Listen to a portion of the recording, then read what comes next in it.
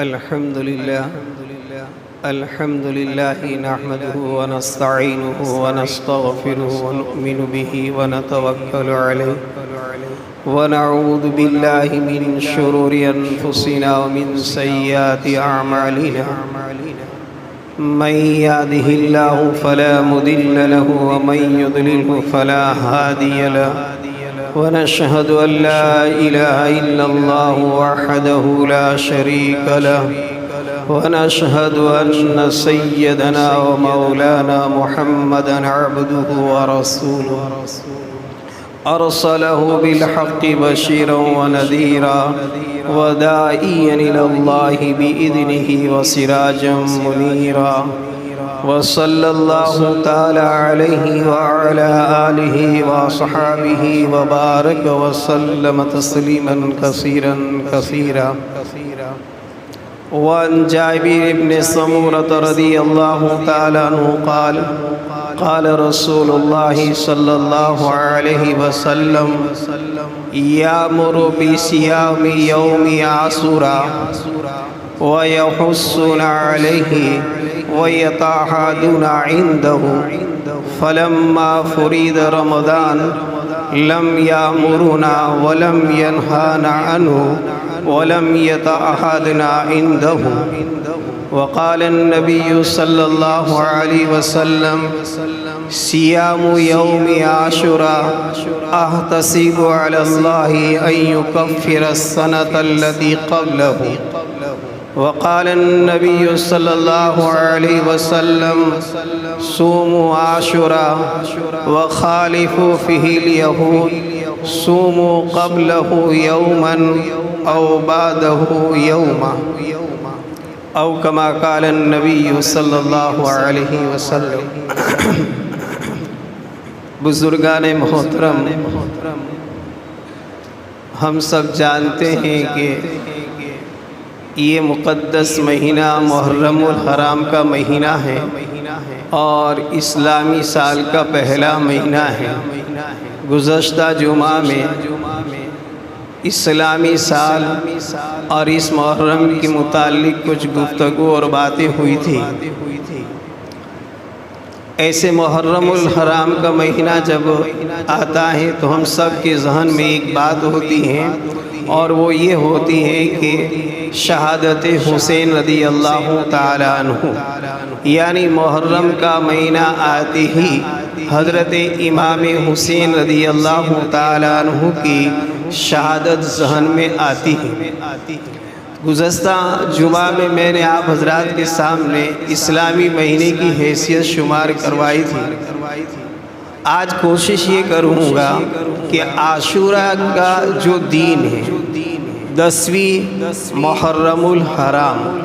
اس کی تاریخی حیثیت کیا ہے اور شرعی حیثیت کیا ہے اور اس دن میں ہمیں کیا کرنا چاہیے. پھر انشاءاللہ العزیز مختصراً حضرت امام حسین رضی اللہ تعالیٰ عنہ کی شہادت جو اس دن ہوئی ہے اس پر کچھ تذکرہ کریں گے. اول یہ کہ یہ مہینہ مقدس جو ہے اور تو ہمیں معلوم ہو گیا. اب اس مہینے کے اندر ایک دن آتا ہے جس دن کو 10ویں محرم الحرام کہتے ہیں، جس کو ہم عاشوراء کے دن سے یاد کرتے ہیں اور عاشوراء کا دن کہتے ہیں. اب عاشوراء کا دن کی فضیلت کیا ہے اور اس کی تاریخی حیثیت کیا ہے؟ تو تاریخی اعتبار سے دیکھا جائے تو حق تعالی شانہ وعم نوالہ نے پورے سال کے جتنے دن رکھے ہیں، ان تمام دنوں میں سب سے زیادہ اہم واقعات اور سب سے عبرتناک واقعات جو رونما ہوئے ہیں اور جو دنیا میں پیش آئے ہیں وہ عاشوراء کے دن آئے ہیں. یعنی 365 دن میں سب سے افضل ترین دن کہ جس میں بڑے بڑے واقعات اور بڑی بڑی نصیحتیں آمیز قصے پیش آئے وہ عاشوراء کے دن میں آئے ہیں. اس لیے عاشوراء کی اہمیت سب دنوں سے بڑھ جاتی ہے۔ اور اسی کے ساتھ ساتھ اس اہم دن کے اندر حضرت امام حسین رضی اللہ تعالیٰ عنہ کی شہادت کا قصہ بھی پیش آیا ہے، اس لیے آپ کا قصہ اور بڑھ گیا ہے۔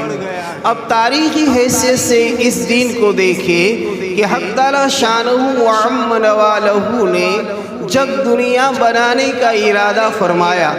اور دنیا میں انسانوں کی تخلیق کا ارادہ فرمایا، تو سب سے پہلے دنیا میں جو ہستی آنے والی تھی وہ حضرت آدم علیہ السلام تشریف لائے۔ تو حضرت آدم علیہ السلام کو حق تعالیٰ شانہ نے پیدا فرمانے کا ارادہ کیا، تو وہ دن تھا، وہ عاشورہ کا دن تھا، یعنی 10ویں محرم کا دن تھا۔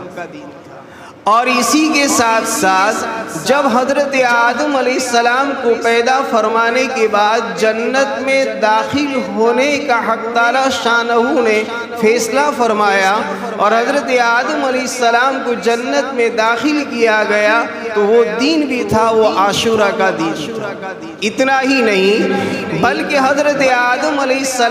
السلام سے ایک تھوڑی سی اجتہادی چوک ہو گئی، غلطی ہو گئی، اور آپ سالہ سال تک روتے رہے، اور جب آپ کی توبہ قبول ہوئی تو توبہ قبول ہونے کا دن تھا، یہ بھی عاشورہ کا دن تھا۔ آپ سمجھ سکتے ہیں کہ عاشورہ کتنا اہم اور محترم بھی شان دین ہے۔ اور پھر حضرت نوح علیہ السلام 950 سال کی دعوت و تبلیغ کے بعد قوم نے آپ کو بہت پریشان کیا، بہت تکلیفیں میں ڈالا۔ اس کے بعد حق تعالیٰ شانہ وعم نوالہ کے حکم سے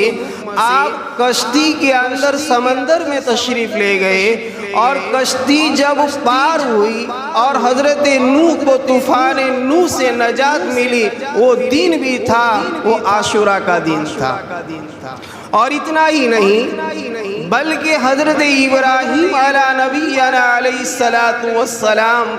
جس پر قریش دعویٰ کرتے تھے کہ ہم ملت ابراہیم پر چلتے ہیں، تو حضرت ابراہیم کو اللہ رب العالمین نے پیدا کیا اور نارے نمرود کی آگ سے نجات دی، وہ دن بھی تھا، وہ عاشورہ کا دن۔ اسی کے ساتھ ساتھ حضرت موسیٰ علیہ نبینا علیہ السلام جب فرعون سے انتہائی مایوس ہو چکے اور بنی اسرائیل پر انتہائی وہ ظلم و ستم کرنے لگا، اور جب حق تعالیٰ شانہ وعم نوالہ نے آپ کو سمندر میں سفر کرنے کا حکم دیا، تو سمندر میں جب حضرت موسیٰ علیہ نبینا علیہ السلام نے ماں بنی اسرائیل کے سفر کیا، تو جو دن بنی اسرائیل کی نجات کا اور فرعون کے غرق ہونے کا اور ڈوبنے کا دن تھا، یہ بھی عاشورہ کا دن تھا۔ اسی کے ساتھ ساتھ حضرت یونس علیہ السلام جب کسی وجہ سے اپنی قوم سے ناراض ہو گئے، اور یہ کہ وہ سمندر میں تشریف لے گئے، اور سمندر میں ایک مچھلی نے آپ کو پیٹ میں غرق کر لیا، اور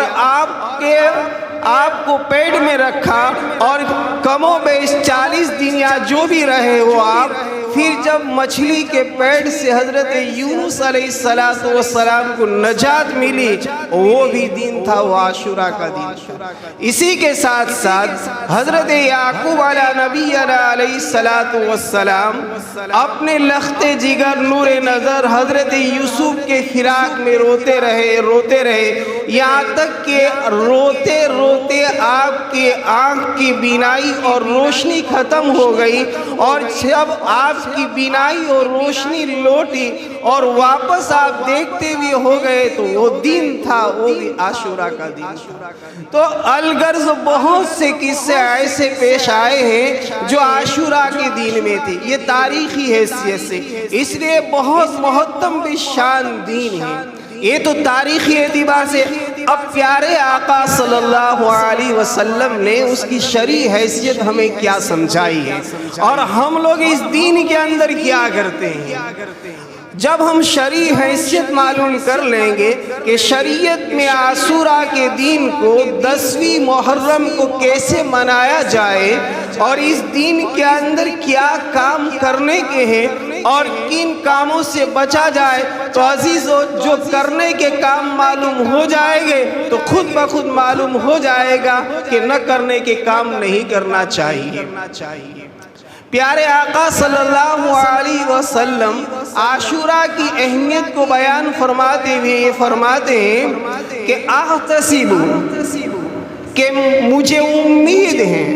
مجھے اللہ کی ذات سے یہ توقع ہے کہ جو آدمی عاشورہ کے دن کا روزہ رکھ لے گا تو ان یکفر اللہ السنۃ التی قبلہ، کہ حق تعالی شانہ وعم نوالہ اس کے 1 سال کے تمام صغائر گناہ جو ہیں وہ سب کے سب معاف فرمانے۔ تو سیام یوم عاشورہ، عاشورہ کے دن کی شرعی حیثیت کیا ہے کہ اس دن کے اندر روزہ رکھا جائے، بلکہ آپ صلی اللہ علیہ وسلم کی بعثت سے پہلے آپ ابھی نبی نہیں بنے تھے، آپ کو نبوت نہیں ملی تھی، تب سے بھی یہ عاشورہ کے دن میں قریش حضرات روزہ رکھتے تھے۔ مکہ المکرمہ میں زمانہ جاہلیت تھا، لیکن جب 10ویں محرم آتی تو اس دن کے اندر قریش مکہ 2 کام کرتے تھے۔ ایک کام تو یہ کرتے تھے کہ پہلا روزہ رکھتے تھے اور دوسرے نمبر میں بیت اللہ شریف کے اوپر نیا غلاف چڑھاتے تھے، نیا غلاف لگاتے تھے۔ تو زمانہ جاہلیت کے اندر بھی قریش مکہ اس دن کا احترام، اس دن کی عزت روزے کے ذریعے سے کرتے تھے، خلاف شرع آج کل جو امور ہو رہے اس کے ذریعے سے نہیں۔ جب قریش مکہ روزہ رکھتے تھے، آپ بھی اس کار خیر میں اچھے کام میں ساتھ دیتے ہوئے آپ بھی مکہ المکرمہ میں 10ویں دن کا روزہ رکھتے تھے، بلکہ آپ علیہ السلام رمضان کے روزے سے پہلے صحابہ فرماتے یامرو بصیام یوم عاشورہ، کہ پیارے آقا صلی اللہ علیہ وسلم ہمیں عاشورہ کے دن کا روزہ رکھنے کا حکم فرماتے تھے، وَيَحُسُّونَ عَلَيْهِ وَيَتَحَادُونَ عِنْدَهُ، اور آپ ہمیں ترغیب دیتے تھے اور آپ ہمیں فضیلت بیان کرتے تھے اور اپنے ماضی کے کیے ہوئے گناہوں پر معافی کی خوشخبری سناتے تھے کہ آدمی نہ معلوم دین میں کتنا گناہ کرتا ہے، لیکن اگر کوئی آدمی عاشورہ کا دن کا روزہ رکھ لیتا ہے تو صرف 1 دن کے نہیں، 1 ہفتے کے نہیں، 1 مہینے کے نہیں، بلکہ پورے سال کے جتنے بھی گناہ بھی ہیں حق تعالی شانہ وعم نوالہ معاف کر دیں گے۔ اور فرمائے وَيَتَحَادُونَ عِنْدَهُ، اور آپ ہم کو اس روزے کی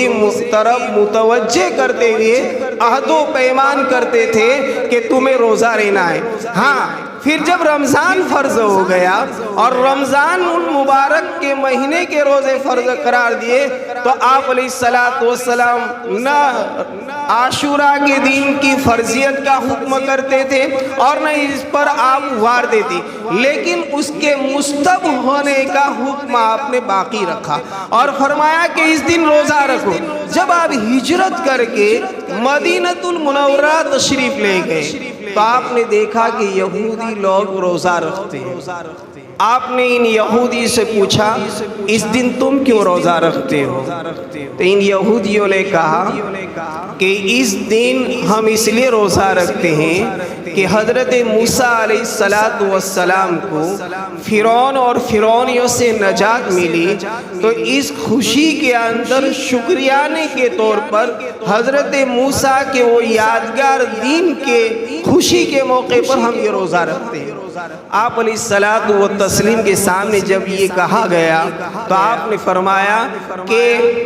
جب تم حضرت موسیٰ کی ابتدا میں اور حضرت موسیٰ علیہ السلام کے نجات فرعون سے پانے کی بنا پر اگر روزہ رکھتے ہو تو ہم تم سے زیادہ حضرت موسیٰ علیہ السلام سے تعلق رکھتے ہیں، ہمیں بھی روزہ رکھنا چاہیے۔ اور آپ نے بھی روزہ رکھا اور صحابہ کرام رضوان اللہ تعالی علیہم اجمعین کو روزہ رکھنے کا حکم دیا، اور پھر فرمایا اگر میں آئندہ سال زندہ رہا تو میں ایک اور روزہ رکھوں گا، یعنی 2 روزے آپ نے رکھنے کا حکم دیا، اور فرمایا صوموا عاشوراء وخالفوا فیہ الیہود صوموا قبلہ یوما او بعدہ یوما، کہ تم عاشوراء کے دن کا روزہ رکھو اور اس دن کے اندر روزہ رکھتے ہوئے یہودیوں کی مخالفت کرو، اس لیے کہ یہودی لوگ ایک روزہ رکھتے ہیں اور تم لوگ 2 روزہ رکھو، یا تو یہ ہے کہ 10ویں سے پہلے ایک دن روزہ رکھو، یا یہ ہے کہ 10ویں کے بعد ایک دن روزہ رکھو، یعنی 9 اور 10 کا روزہ رکھو، یا 10 اور 11 کا روزہ رکھو، اور یہ روزہ رکھتے ہوئے تم یہودیوں کی مخالفت کرو۔ تو شرعی حیثیت سے دیکھا جائے تو اس دن کے اندر ہمیں روزہ رکھنا ہے، اور روزے کی فضیلت میں پیارے آقا صلی اللہ علیہ وسلم نے جو فرمایا کہ 1 سال کے گناہ معاف ہو جاتے۔ دوسری روایت اس دن کے اندر جو کام کرنے کے ہیں وہ یہ ہے کہ 10ویں محرم کو ہم اپنی فیملی پر، اپنے گھر والوں پر خرچ کے اندر وسعت فرمائے، زیادہ خرچ کریں، اس لیے کہ اس دن میں اگر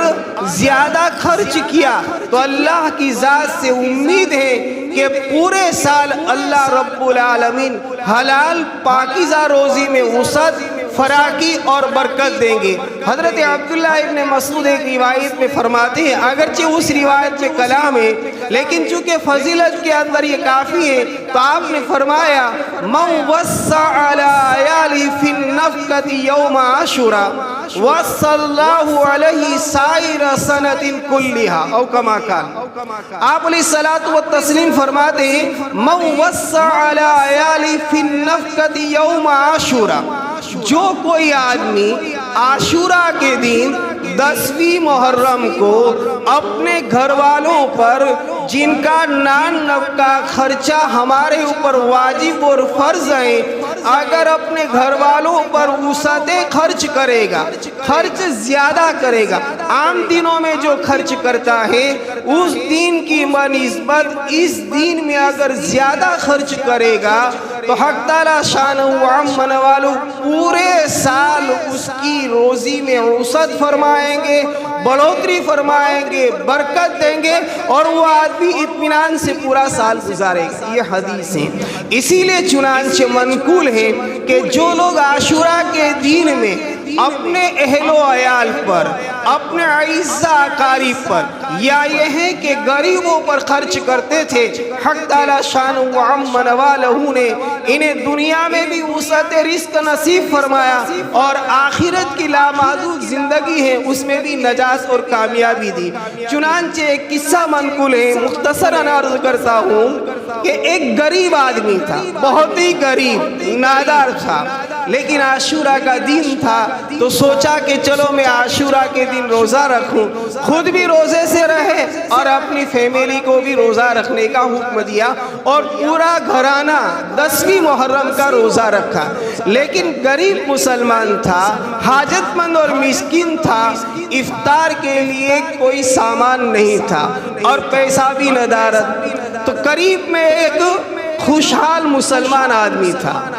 اس خوشحال مسلمان آدمی کے پاس جا کر عرض کرنے لگا کہ دیکھیے بھائی، آج عاشوراء کا دن ہے اور ہم نے اس دن فیملی کے ساتھ روزہ رکھا ہے، میں آپ کے پاس کچھ قرض لینے کے لیے آیا ہوں اور مجھے زیادہ قرض نہیں چاہیے، میری فیملی کو کافی ہو جائے، اور اگر 1 درہم ہوگا تو بھی انشاءاللہ افطاری کا سامان ہم لے لیں گے، اور یہ 1 درہم جو ہے میں آپ کو واپس لوٹا دوں گا۔ یہ کہہ کر اس غریب مسلمان نے اس امیر خوشحال مسلمان سے قرض کا مطالبہ کیا، درخواست کی، تو اس امیر مسلمان نے سنی انسنی کر دی، بات پر کوئی توجہ نہیں دی، دھیان نہیں دیا اور یہ ہے کہ بات ٹال دی اور گویا کہ قرض نہیں دیا۔ یہ بیچارہ غریب مسلمان شکستہ دل ہو کر، رنجیدہ ہو کر، غمگین ہو کر واپس ہو گیا کہ جس سے امید تھی کہ یہاں کچھ مل جائے گا اور آج عاشورہ کا دن ہے، کچھ وسعت گھر والوں پر کر لیں گے اور کچھ خرچے کے اندر اضافہ کر کے آسانی سے، آسائش کے ساتھ، اطمینان کے ساتھ روزہ کھولیں گے، لیکن اس بھائی نے قرض دینے سے گویا کہ انکار کر دیا۔ یہ دل ہی دل میں وچار رہا تھا، سوچ رہا تھا کہ کیا کروں اور کیا نہ کروں۔ قریب میں ایک یہودی کی دکان تھی۔ اب یہ آدمی جب اس مسلمان کے گھر سے لوٹا ہے اور اس کے حال کو بے حال دیکھا اور اس کے چہرے پر پژمردگی اور غمی چھائی ہوئی تھی، تو اس مسلمان کو بلا کر فرمایا کہ بھائی کیا کام ہے، آپ کیوں گئے تھے، کیا وجہ ہے؟ تو اس نے اپنا پورا دکھڑا سنایا اور اپنی کارگزاری سنائی کہ آج ہم فیملی گھر میں روزے سے ہیں اور گھر میں افطار کا سامان نہیں ہے، تو میں قرض کی غرض سے گیا تھا، لیکن یہ ہے کہ مجھے وہاں قرض نہیں ملا۔ اب اس یہودی آدمی کو دیکھیے، مسلمان نہیں، یہودی ہیں، اس کو اس کی بات پر ترس آ گیا، رحم آ گئی اور اس نے کہا کوئی بات نہیں، میں آپ کو بجائے 1 درہم کے 10 درہم دے رہا ہوں اور آپ خوشی کے ساتھ اپنی فیملی کے اندر جائیے اور افطاری کا سامان خریدیے اور یہ ہے کہ خوشی سے افطار کیجیے، اور یہ ہے کہ یہ میں آپ کو قرض نہیں دے رہا ہوں بلکہ میری طرف سے آپ کو ہدیہ اور تحفہ ہے۔ اب ایک آدمی ظاہر بات ہے کہ 1 درہم کی نیت رکھتا ہو، امید رکھتا ہو اور اس کے بجائے اس کو 10 گنا مل جائے تو اس کی خوشی کا کیا حال ہوگا، لہذا اس نے خوشی خوشی لے لیا۔ اس یہودی نے دیتے وقت یہ کہا کہ ہدیے کے طور پر دیتا ہوں لیکن آپ میرے لیے دعا بھی کرتے رہنا، لہذا وہاں سے وہ 10 درہم لیے اور لینے کے بعد اولاً بازار گیا اور بازار جانے کے بعد افطاری کا سامان خریدا اور پھر اس کے بعد فیملی کے ساتھ وسعت رزق کے ساتھ اس نے روزہ کھولا۔ رات ہوئی، جب رات ہوتی ہے تو وہ سنہار اور وہ مسلم جس کے پاس یہ غریب مسکین مسلمان قرض لینے گیا تھا، وہ مسلمان ایک خواب دیکھ رہا ہے۔ خواب کیا دیکھ رہا ہے کہ اچانک قیامت قائم ہوئی ہے اور یہ ہے کہ اس کی گرمی اور پیاس انتہائی بڑھ رہی ہے اور شدت پیاس سے وہ رہا نہیں جا سکتا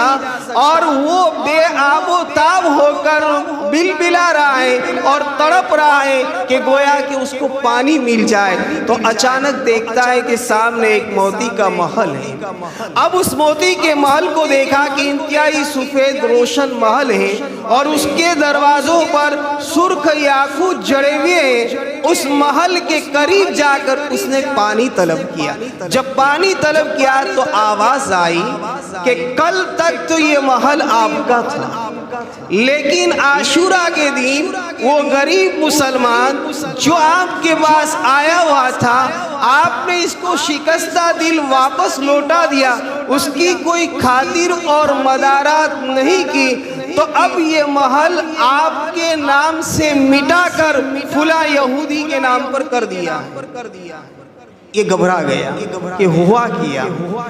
بتا رہے ہیں کہ محل میرا تھا اور یہ ہے کہ ایک ہی دن کے اندر میرا نام ختم کر کے یہودی کا نام لکھ دیا۔ رات اس نے گھبراہے ہوئے بے چینی کے عالم میں پوری کی۔ صبح ہوتے ہی وہ یہودی کے پاس گیا اور جانے کے بعد اس نے عرض کیا کہ میری ایک درخواست ہے اور وہ آپ کے پاس لے کر آیا ہوں، اور وہ یہ ہے کہ کل آپ نے جو اس غریب مسکین کو 10 درہم دے کر مدد کی تھی، اس کا جو ثواب ملنے والا ہے اور جو آخرت میں اس کا بدلہ ملنے والا ہے، اس ثواب کو اور اس بدلے کو 100 درہم میں آپ مجھے فروخت کر دیں اور میں آپ کو 100 درہم دیتا ہوں، اور یہ ہے کہ آپ مجھے اس کا ثواب دے دیں۔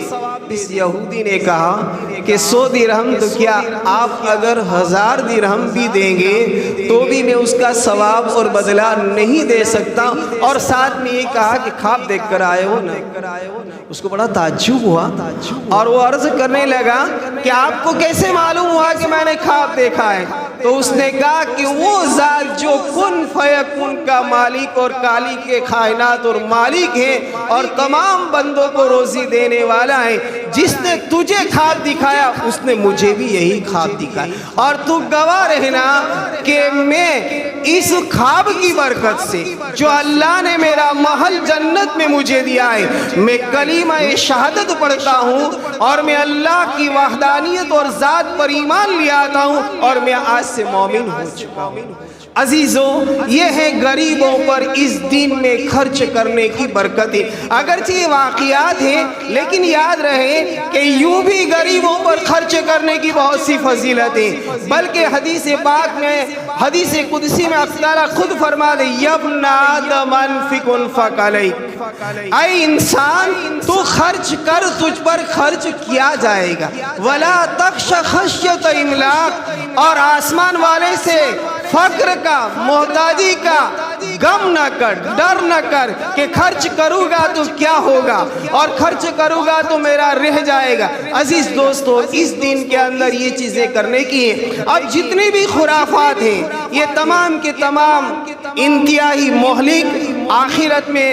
ہمیں جہنم میں لے جانے والی ہیں، اور یہ ہے کہ اس دین کی بے حرمتی کے نتیجے میں، اس دین میں جتنی بے حرمتی کریں گے اور گناہ کے کام کریں گے اس کا وبال زیادہ ہوگا۔ یہ جو آج کل کے مروجہ رسم و رواج ہیں، ہم جانتے ہیں اس دین کی شرعی حیثیت معلوم ہے، اس کے باوجود اگر ہم ان لوگوں کا تعاون کریں گے، ان کی خوشیوں میں خوشیاں منائیں گے اور یہ خوشی غمی کی مناتے ہیں، تعجب کی بات یہ ہے کہ یہ ماتم کرتے ہیں، نوحہ کرتے ہیں، ڈھول بجاتے ہیں اور دیگر تعزیہ وغیرہ کی جتنی بھی خرافات جو میں زبان پر لانا نہیں چاہتا ہوں، یہ تمام کے تمام انتہائی شدید تر حرام ہے، کبیرہ گناہ ہے، اور اس دین میں